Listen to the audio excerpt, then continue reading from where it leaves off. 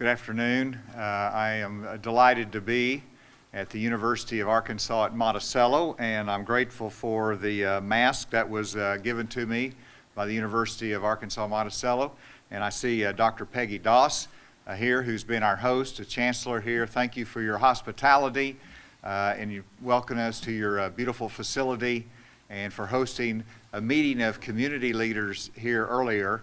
And obviously with social distancing, it's a fairly small group, but I try to hear from educators and from CrossFit to here in Monticello, but also our hospital administrators to see the challenge they face, the medical community, as well as the business side to see how the economy is moving. And so it was a very instructive session that we had today, and grateful for being here in Monticello. And as our custom, we always try to focus on the statewide report first, and then look at the Southeast region and the statistics in relation to this one public health region. I'm delighted to be joined by Dr. Jose Romero today, and let's go straight to the, first of all, a letter. I like to share a letter from time to time, and I know this is not from Monticello, but I think it speaks from some of the messages that I heard today, but I wanted to share this because this is from Clarendon High School, and a letter that I received this week from the principal head football coach, so both a teacher and a football coach. But he said, "Many do not fully understand the role teachers and coaches play in a child's life. We spend as much, if not more time than many of their parents. Not being able to see our students' faces or be around them has been the hardest part of this whole pandemic. At Clarendon High School, we are a family. When one of us hurts, we all hurt. When one is successful, we are all successful. We have worked hard to establish this culture with our faculty, students, parents, and community members. We are excited, at the same time worried about the unknown, but together we will get through this and we'll get better for it. We constantly talk about our core values of patience, perseverance, and pride. This year we'll need all three. We all work together to do our part to help fight this virus. And again, thank you for your leadership and opportunity to educate and coach the children of Arkansas." But I think that speaks for a lot of educators and their heart for the children, and a passion for continuing school this year that is so important to our communities. In terms of the cases, we had 703 new cases over the last 24 hours. That brings our total to 51,114 cases in Arkansas. In terms of hospitalizations, we had 21 that's been released from the hospital. And that's not the right technical term, because we've had a reduction in hospitalizations of 21, which could be a net term. And so that brings us down to 486 hospitalized in Arkansas as a result of COVID-19. The deaths have increased 7 to 573. Those are the statistics for the last 24 hours. If you look at the 703, obviously that's an increase from yesterday, but it's a reduction from the previous 3 days, I believe it is. And so it shows that we continue to be flat, but we're not where we need to be as a state. The top counties in those cases are Pulaski County with 78, Logan County with 47, Sebastian County with 43, Garland County with 42, Jefferson County with 33, Pope County with 30, and the rest are under 30. I won't read them all, but Washington, Craighead, Mississippi, and Crawford and Crittenden County all had more than 20 cases, and that were the top counties that led to those increase of 703 cases in the state. In terms of testing, we did 4,401 tests yesterday, which I'll spend a little bit more time talking about as we go through the numbers.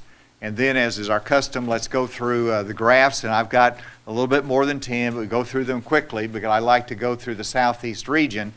And so first is the number of cases, and you can see that we're up from yesterday, and that's obviously higher than we want it to be. but it's still reflecting on the 7-day rolling average. Right now we're still pointing down, but if you don't have each day a decreasing number of cases, that line will not continue. And then on the number of active cases, this is good news that that's down below the 7,000 level. And so whenever you slow the increase in cases, you have people recover. That will mean the active cases are declined, which is good news for our hospitals. And that leads to the number of currently hospitalized patients in Arkansas, and you can see it's fairly steady, but it's below the 500 mark, which is good. We want to have continued good news there because of the pressure on our hospitals. And this starts in looking at some of the numbers in terms of the regions of our state, and these are the 5 public health regions. And of course, you see this is the growth rate of new cases in Arkansas between August 2nd and August 8th, and it's by the public health region. And you can see, remember where we were struggling up in the Northwest, they were the leading growth in cases, and again it's a success story where their growth is reduced. We have the Northeast, which is the high water mark in terms of growth of cases in the last week. That's where we're going to be going next week in our going out in the state to visit. We'll hope to be going to Blytheville next week, but that's a concern, the northeast part of the state. The central sort of holds its own because of the population base. That's a concern though in terms of the increase. And of course we're in the southeast, and the southeast is not where we want it to be, but I did note that 44% of the active cases in the southeast region are in correctional facilities. Now it's still a concern because they're part of our community, but it still is an important factor to know as to what this means to the overall community. In the southwest, of course, you can see. And then if you look at again, this is the southeast region, the 7-day rolling average of new COVID cases in the southeast region. And so we like the direction of that, but we can still see that that's about, what is that, about 90 new cases is the 7-day rolling average as to where we are right now in the region. And then this is the hospitalization in the southeast region. And of course, you can see where that is, that it's come down some from its high water mark. And then the growth rate of cases in the southeast region by county, and that breaks it down even more. And as we indicated yesterday, we hope to start having specific information for school districts that sometimes cross county lines. But in terms of the counties, and we'll just go through a few of them, and this is by percent increase in number of cases over that period of time. Top county is Cleveland. That has increased about 44% in cases, in new cases. You look at Drew County, where we are today. That's about 22% in terms of the growth rate for that period of time. You go over to Prairie County, which is a smaller county, but they've had an increase. And I think the message here is that in every area of the state, if you're in a rural area or an urban area, there is the virus that is existing in your community that if you're not careful, you're going to catch it. And you're going to be a statistic, and nobody wants to be a statistic. And then let's go to, this is by age group. We break it down a different way for the southeast region, and it's always important to see where we have most of the hospitalizations and the serious illnesses in the 65 plus range. Our cases are actually in the 18 to 24 is a growth area of cases, and 0 to 17. Now, these are relatively, what is it, about 17, 18% for the 0 to 17, 18 to 24, about 20%. But it impacts every age group. We can see as well, no one is immune because you're young, and nobody is exempt because they're healthy either. And then let's come back now to the test that we've been running here in the state. And this is on the positivity rate. And so, you know, if you have 100 tests being done and you have 90 that are negative, you have a 10% positivity rate. CDC says we like to keep that below there. And you can see that we have not been where we want to be in our percent positivity. We've got more work to do. It'll be interesting to see as to those early numbers that are lower as to whether they are filled up in the coming days and it goes up a little bit, because that's because these are entered by date of test result, and so that can be filled in. So I'm hopeful that will stay down, but I know that that could go up some as well. And this is by facility type, and this tells the story again that our Department of Health laboratory is doing an extraordinary job working 24/7 to do our test.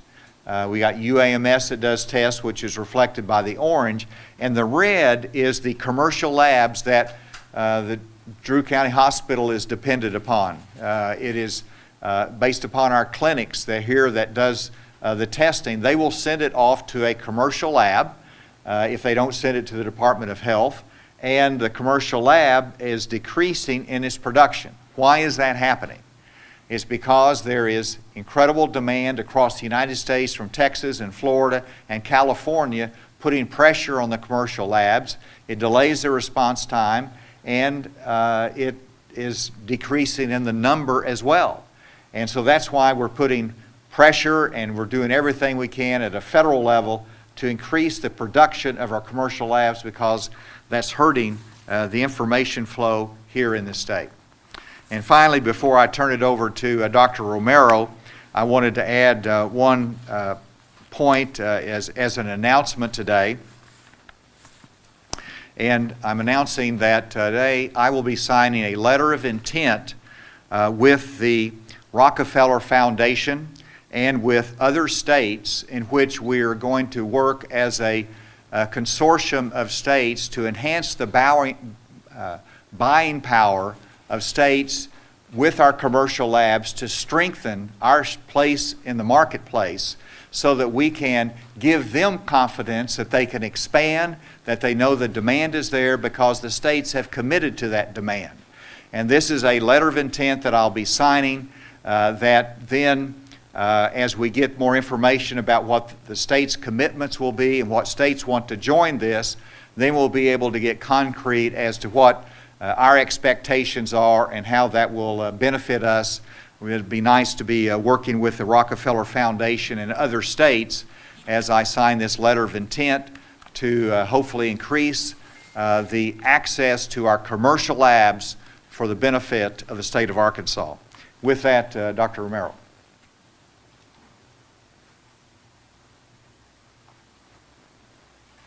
Thank you, Governor. So let me repeat some of the numbers the Governor has given and expand on them. So as mentioned previously, 703 new cases in the last 24 hours. Those are comprised by 679 from the community and 24 from correctional facilities. Hospitalized individuals has decreased by 21, is now 486. Ventilated patients, 113, and that's also decreased by 3. We've had an increase of 7 deaths to 573. Our total recovered cases has increased by 818 citizens and now is at 43,816. The active cases, 6,725, broken into 69 nursing home cases, 741 correctional cases, and 5,915 community cases. The testing has been already described by the Governor, and the percent positivity is the same. Since we are here in Drew County, wanted to let you all know that the cumulative positivity rate within the state, within the county, is 6.5%. And the majority of the cases that have been reported are occurring in the 25 to 64 age group. That's about 2/3 of your cases. So I'll stop here and turn this back over to the Governor. Thank you, Jose. And with that, be happy to take any questions. Governor, I understand that this is your this will be your first high school visit, since the pandemic has been going on. So what are you hoping to learn from this visit with school coming up here in less than 3 weeks? Well, I want to take a visual inspection as to their preparation for classes that will be coming up in a couple of weeks. And I'm excited about the visit. It's one thing to hear reports from school administrators and teachers, but it's another thing to be there actually to visually see their preparation and hopefully get to meet with some of the staff that's there. So we want to learn and to see how we can be better prepared.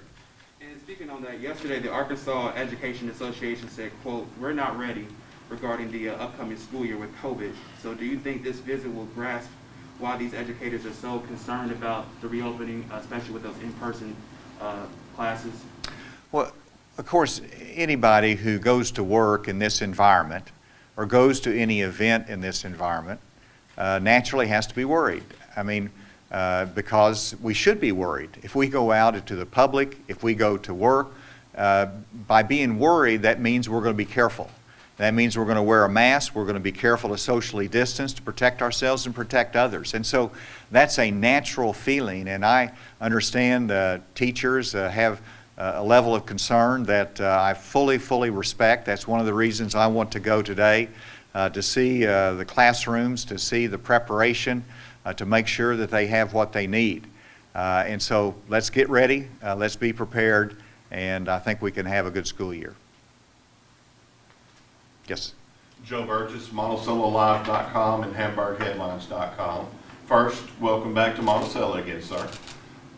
In covering news, I have several school districts here and in Hamburg that I follow, and I've seen so many times a plan has been drastically changed or scrapped, and I understand things cause the changes that happen, but with school being as close as it is it pretty much we're locked into what we've got unless something drastic happens?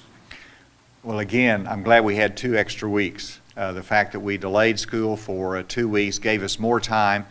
And sure, there's adjustments that have to be made. I mean, what I learned today is that, there's a fluctuation in the number of parents that want to send their children to school for in-classroom instruction and those that opt out for virtual instruction. That varies some, and sometimes it's based upon new information that they have. And then, we are continuing to issue and refine the guidelines on sports, on band, and so this is information that we are working hard to make sure we get it right, both for their safety, but also that they can actually enjoy that activity. So there's a lot of work to be done, and we're working very hard to get it done over the next 2 weeks. With that, let's see if there's any questions remotely. Yeah, Governor, this is Andrew with AP. Want to ask about two things. First of all, on that letter of intent, want to see if you had a little more detail on what other states, if any, have signed on to this, and is the state putting up any money or committing any money to this? And the second area I wanted to ask you about was kind of clarifying comments yesterday on the details about cases in school districts. Is the state going to be at some point providing information on number of teachers, number of students, number of staff by school district or even by school, so the public has an idea of what's happening in terms of potential outbreaks in these districts? You're talking about data in terms of positive cases in the school districts? Yeah, positive cases, positivity rate, cumulative, active, kind of the same type of data you were talking about for school district population, but by student and teacher and staff. Well, I don't know that we would have it. We're not going to provide the names of students or staff or teachers. No, I mean numbers, sorry. In terms of numbers, we're continuing to refine that as to get it right, to protect privacy, but also provide as much information as possible. And so I know that we will have the data broken down by school district. We'll have the information broken down by activity as well. Dr. Romero, do you have any more specifics on that?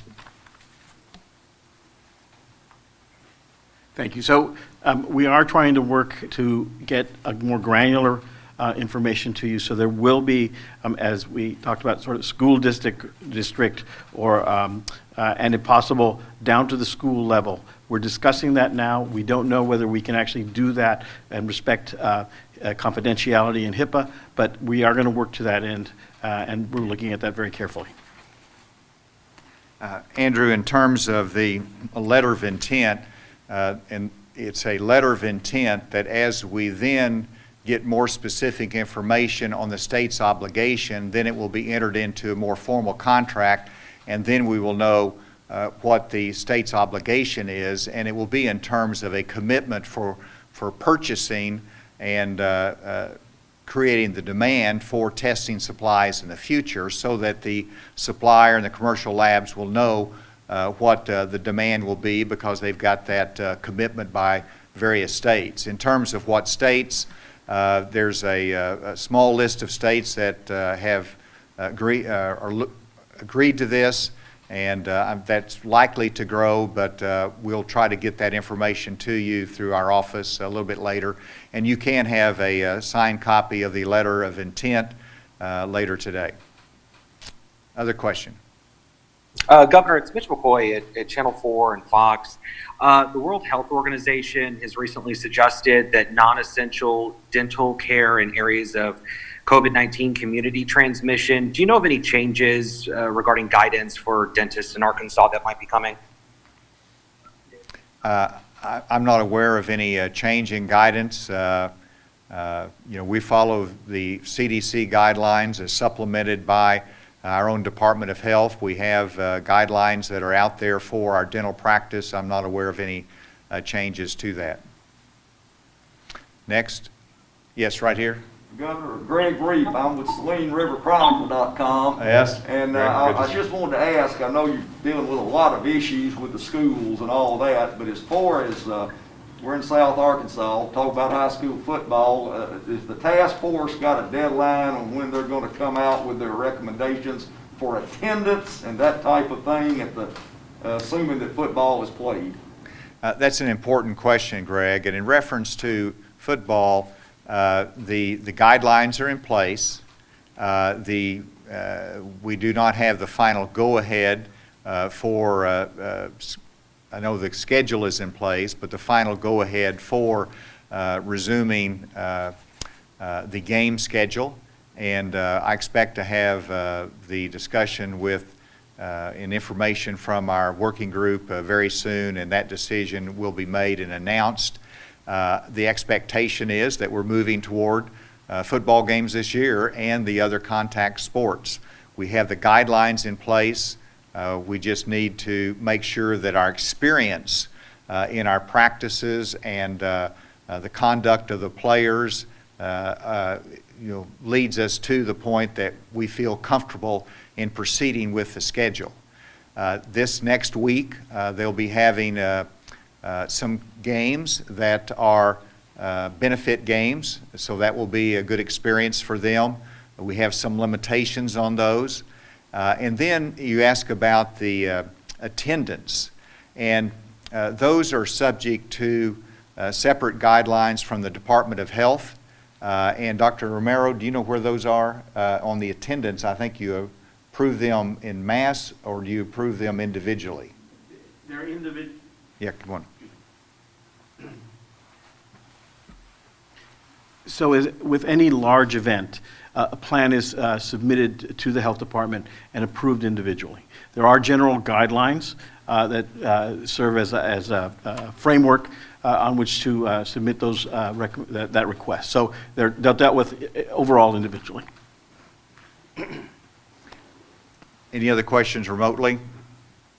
Yes, Governor, the National Governors Association, I see, asked the President of the White House for about $500 billion for state aid. Can you talk about that a little bit, where you think that stands and how you feel about that now compared to several months ago when you felt pretty good about Arkansas being able to survive budget-wise on its own? Thank you, Neil. And this is an example of where Arkansas, budget-wise, does not need to have any federal money. We're in good shape under the circumstances. Our economy is growing, and so that request is not on behalf of Arkansas. But I do have a role as a vice chair of the NGA and part of the leadership to speak for all of the states. And I know that other states have been hit much harder than Arkansas has, and that we don't want to bail them out in terms of previous deficits, but in terms of the consequences of the COVID and the way it has hit the state's economy. There is that need that's out there. And our focus in Arkansas is having the assistance for the schools that are needed. I hope the next federal package includes assistance for the schools. Secondly, in having expansion of broadband, that's a great need that is related to COVID, to make sure that we have the federal partnership for Medicaid reimbursement at an enhanced rate. Those are some specifics that are important for Arkansas that we'll continue to push for. The overall package that I indicated that the states need really is in reference to all the states combined. And then another. Just a follow-up, Governor, if I could, and that is with regards to the unemployment insurance. I guess the White House said yesterday now states don't have to contribute to that. Do you have an update on when that might happen for Arkansans? No, I think you're speaking of the enhanced unemployment benefits that are subject to the President's executive order. I had a discussion today with the Department of Finance on that and with Department of Commerce, and we're not ready to make a final decision on that because we're still looking at the numbers, the cost of the state. The guidance continues to change from the federal government on that, and if we did do that, we'd have to have some legislative appropriation for it. I have our legislators here that would have to address that as well. So we're still in the early stages of that, and we'll see how the guidance develops federally. Governor, it appears the numbers are going down in Northwest Arkansas. What do you attribute that to? Well, thank you. And this should be a lesson for the state whenever you can see such a challenge and a growth in cases that concerned everyone. It was considered a hot spot nationally, and that was the growth of cases in Northwest Arkansas. And because of our concentrated efforts in contact tracing, testing, with the community wearing masks and social distancing, it was just a concentrated effort by the community and said, this is a serious problem that we don't want to get worse and we got to turn it around. And they did. And you can't let up, you got to keep after it, but that's a message for every area of the state. You can see it in other states. Louisiana, enhanced cases will come here if we're not careful. Mississippi, challenges that they face. If we aren't careful, they're going to come here. And so it's encouraging to me that with a concentrated effort, with discipline by the citizens of Arkansas, we can turn anything around. We work together and we get it done. So I'm encouraged by that. You've said repeatedly that you've spoken with the administration about your concerns about testing. You've asked for the National Defense Production Act to be used to increase testing. Is the announcement today that you're forming a consortium with other states to go about increasing commercial testing capacity? Is that a signal that you're not getting the action that you would like from the federal government? It's a signal that testing is so important to our strategy that I'll knock on any door to achieve the result of greater success. And so I'll continue to push for national solutions to the shortage of the commercial testing labs, but I'll also help from a state perspective to create that demand. And in my conversations with the administration, they have invoked the National Defense Act in various ways, and they're very engaged on trying to increase the testing capacity. We just haven't got it done yet. Governor, this is Melissa Zigowitz with THB 11. We're hearing reports that Mableville Middle School in the Little Rock School District already has a confirmed case 2 days into teacher professional development. We're told several staff have been quarantined, but not all staff were notified. So is it worrisome to you that teachers are already testing positive without students there? And do you think schools should notify everyone in the school whenever someone tests positive? Well, we need to understand that whenever we have increased activity, whether it is the social activities of a community, or whether it is school, or whether it is sports, there's going to be some cases that develop. And so there's no surprise at all. We're not going to get bent out of shape when that happens. It's just a matter of trying to responsibly deal with that, because that's why we developed the plans for that eventuality, which we know is going to happen in different schools. Dr. Romero, you can address in terms of how we respond to that. So at this time, our response, it sounds like it was appropriate in that you would notify those individuals that are close contacts of the individual that has positivity. You don't necessarily have to notify the entire school. As I said before, these data we hope that we'll be able to give you this type of granular data so that will be available. But it's not the purpose of the contact tracers to let the whole school know about this, and they did what was appropriate. Right here, Channel 7. This actually question is for Dr. Romero. Dr. Romero reported there was an unusual high percentage of kids with COVID in Washington County and a number of other counties. But yesterday, he said that age group was not trending up. What's changed since July?